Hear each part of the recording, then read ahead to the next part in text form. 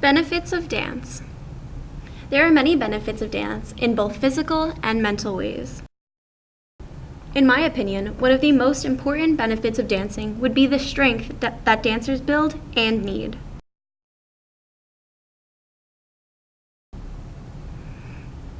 Being able to hold up a leg or arm for long periods of time may seem easy, but it actually requires a lot of strength so you don't shake or fall. Leaning on one part of your body also requires strength.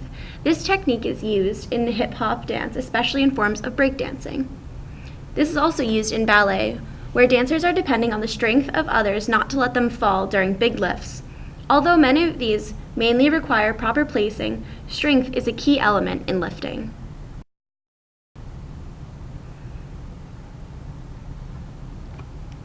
On point is literally on point in French, and it basically is using a special shoe to stand on.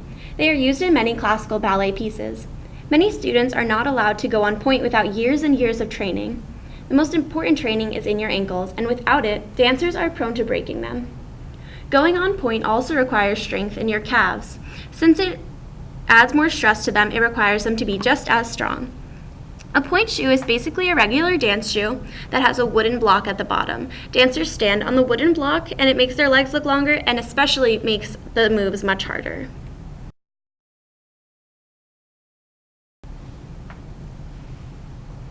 Another way that dancers need to be strong is in their core. It is extremely dangerous to dance without having a strong core. This is needed in dance forms like Irish step dance. These dancers have to keep their posture strong at all times, which keeps them from getting injured. Having perfect posture is also necessary in many other forms of dance. Many teachers have their students keep their core tucked in at all times while dancing. My personal favorite way of improving physical health in dance would be flexibility.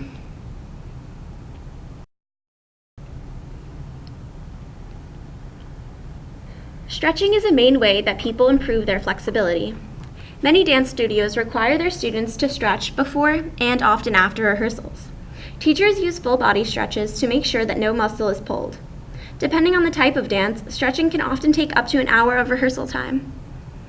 Sometimes teachers make dancers dance before the class will begin on their own time instead of dancing on their time.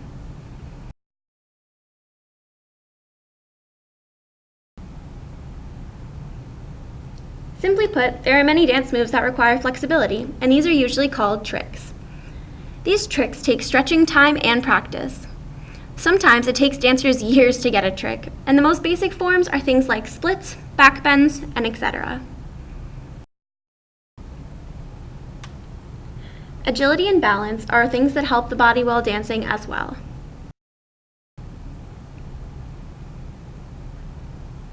Agility is necessary to make all the dance moves as graceful as possible, even though they are fast. This is needed in almost all forms of dance, but is mostly seen in jazz. Jazz dance requires grace, but is almost always fast and fun, and usually made for little kids. Balance is mostly seen in turns. I have personally only turned 6 times, but have seen people turn up to 15 times in a row. Turning often leads to other moves, and being able to not only turn properly, but land well is extremely important.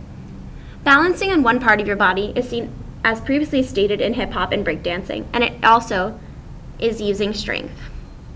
Dancing can also help train your brain to fight against dizziness that turning or spinning usually causes, and with practice it will go away.